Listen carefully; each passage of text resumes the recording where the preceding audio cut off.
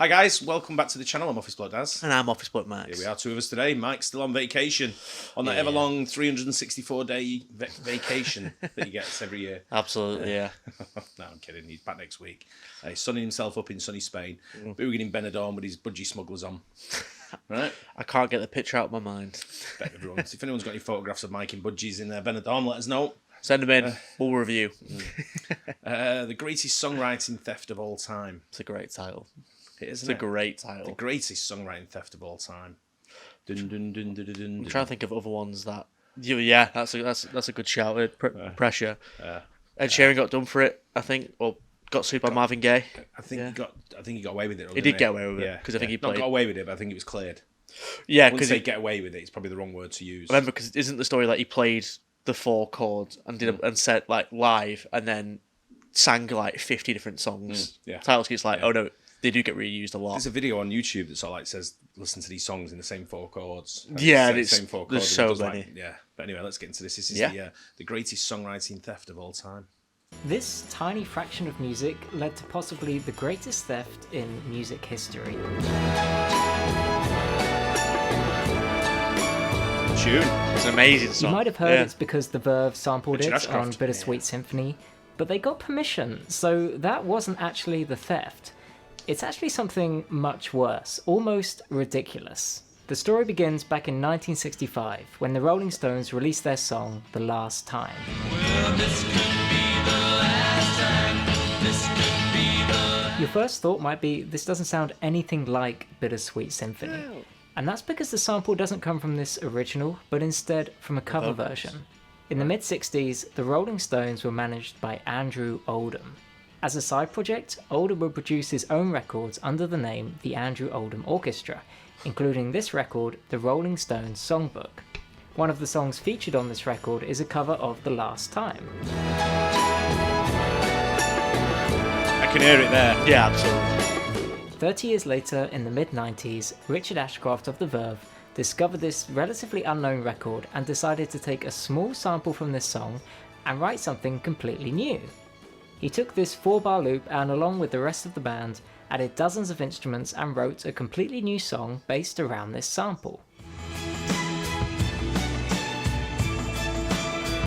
Not gonna lie, it's a very, very iconic. I was gonna say it's one of the best songs you'll hear. Yeah, it's a tune. I mean, I love the Verve anyway. So I love Richard Ashcroft. I think he's a great musician. Yeah, absolutely. One of our own. That sample he's took there, he's real iconic. That's what I mean. You know it. It's a proper Manchester anthem. I don't know how big it is across the world. I think it's a known song, I believe. But it's a Manchester anthem. It is a Manchester anthem, yeah.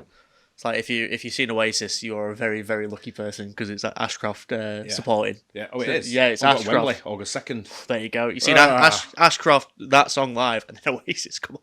I know. Well, I've seen Oasis supported by... Is it Blossoms? No. This is way back.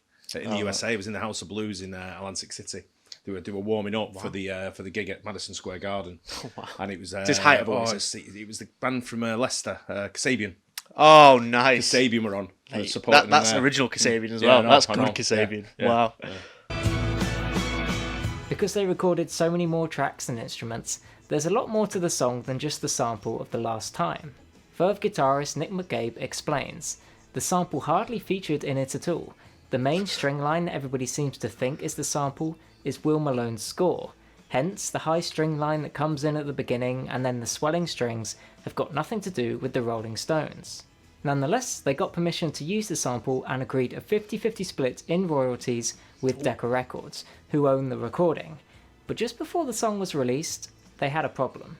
Alan Klein, another previous manager of the Rolling Stones who owned the songwriting copyright, filed a lawsuit claiming that the Verve had breached the agreement. Firstly, he claimed that the Verve had used more of the sample than they originally agreed, but also that the vocal melody was taken from the original Rolling Stones song, just at a slower tempo. Have a listen and see what you think. Well, I've told you once and I've told you twice.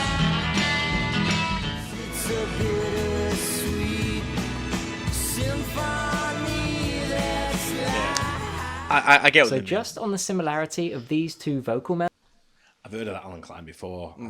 If it's the same... Is he a bit of a shark? Yeah. Okay. I think, from what I remember, did he get rights to records? and register them himself. Oh, something did like he that. buy masters? Yeah, I'm pretty sure there was definitely a story behind him. I can't remember which song. It might have been this song that I've read Maybe, about before. yeah. He's just name stuck in my head.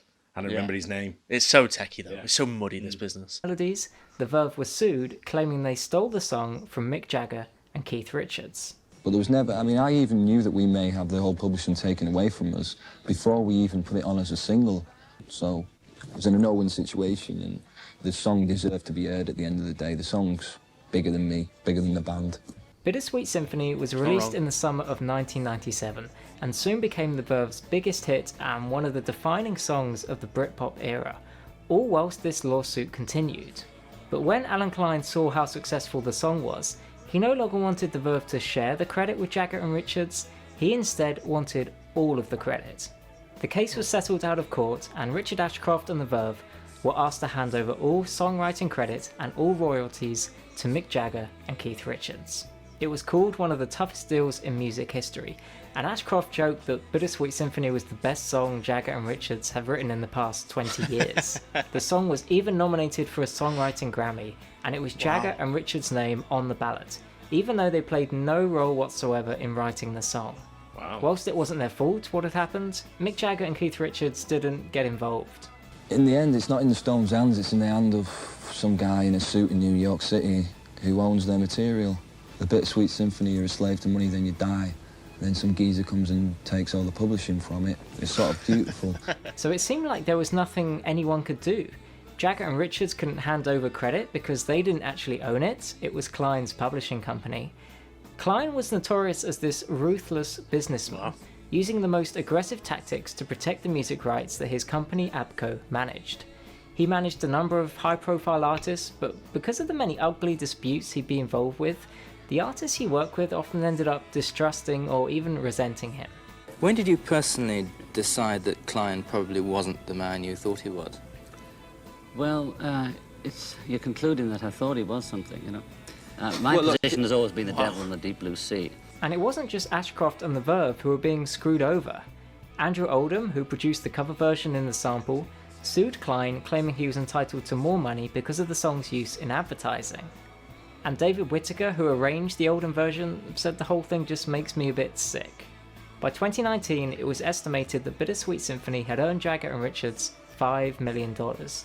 Not because of the sample, or because of the similarity between these two vocal melodies. From a song which, by the way, the Rolling Stones adapted from another song. We came up with The Last Time, which was basically readapting a traditional gospel song that had been sung by the Staple Singers. But luckily, the song itself goes back into the mists of time.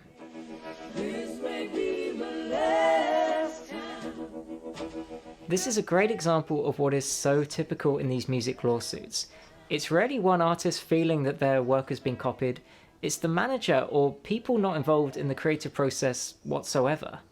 The most famous case in recent years has been Marvin Gaye versus Ed Sheeran, but this isn't an artistic case. Marvin Gaye isn't even alive anymore. It's people on his behalf trying to get as much money out of it as possible. And in this case, Jagger and Richards weren't the ones claiming the song was stolen. It was their manager from the 60s who owned the rights to the song. But Richard Ashcroft still refused to give up on winning this case. I'm coming for that money. You know, someone stole like 50, God knows how much $1 million off me in 1997, and they still got it. 20 years later, things were about to change. After Alan Klein's passing in 2009, his publishing company was now in the hands of his son, Jody Klein. Jody agreed to speak with Mick Jagger and Keith Richards to see if they would hand over the songwriting credit. And in 2019, they finally agreed. Oh, wow. The song is now entirely credited to Richard Ashcroft, as well as him receiving all future royalties. Unfortunately, none of the previous earnings would be returned, and of course, because streaming has completely reshaped the music industry, there's very little money to be made these days. And as Richard Ashcroft said, it was always about the song, not the money. I just wanted it to be mine again. Let's get right into it. Oh, that's brilliant. It's a shame that the bigwigs are trying the hardest to squeeze money out of something so emotional. Yeah, like it is. music. It is, and I think from what I remember, wasn't there something about Richard Ashcroft where the radio stations wouldn't play it? Yes, I believe so. Because I think there was something along them lines, wasn't it? Or he wouldn't perform it.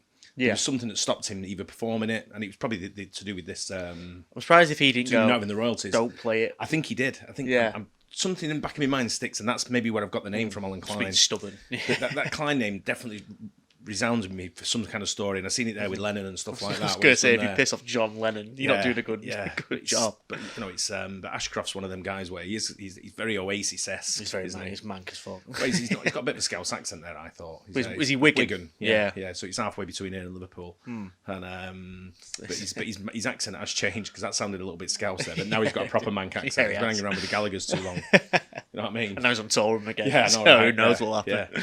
But I was hearing about Oasis. The Oasis reunion, by the way, is going to be huge. Well, it is huge. It's already I've saw the clips when they were performing in Cardiff, and I'm annoyed because I saw Liam last year when he was doing Oasis as Definitely Maybe, and I wasn't too impressed with him. I think because it was the end of the tour, his voice was shot. I hear Cardiff, and you go, oh, he sounds amazing. I did the same. I was watching Cardiff, and I was like, oh, maybe I should have got tickets. Maybe they are back. So I phoned my mate who's a ticket distributor, and I said, do you have any tickets left for Oasis? He said, let me see, I'll come back to you. And he said, right, I've got you 3. So me, Gain and Aidan. And he said, I've got you 3 in Club Wembley, August 2nd.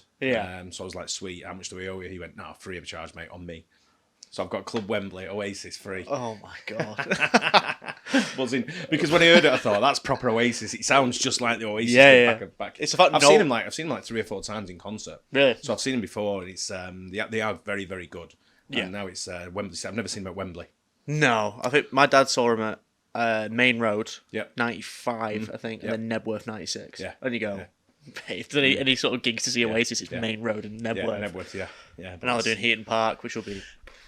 That'd be my worst nightmare. If all he had was Eaton Park, I'd decline them. Oh no, I don't want to go. Well, Wembley at least is organised. Wembley's organised. Heaton Park's a field. I'm sat there. I'm in the Club Wembley, so I'll be like nice and tucked away in the nice section with a bar accessible, a toilet accessible. Do you know what I mean? Yeah. And a nice comfy seat, sort of thing. Just sort of like nodding my head and singing along. Yeah. With 100,000 other people. I was going to say, the crowd's be manic. But they've propelled themselves back to the biggest band in the world probably now. Probably, I think so. But Ashcroft deserved the credits for all that. Of course, yeah. For me, I think Ashcroft's a musical legend. It'd just be a shame that if the song ever got took down or like robbed from the people, because it's such an amazing song. And when you think of the Verve, that's like their biggest hit. Oh, by a long country mile. They've got hits, but but not bigger than that. Nowhere near bigger than that. Yeah, enjoy. That was good. I like that channel. I like stories like that. Yeah. I hope you guys enjoyed it as well. Don't forget to like and subscribe. We'll see you on the next one. Cheers. Cheers.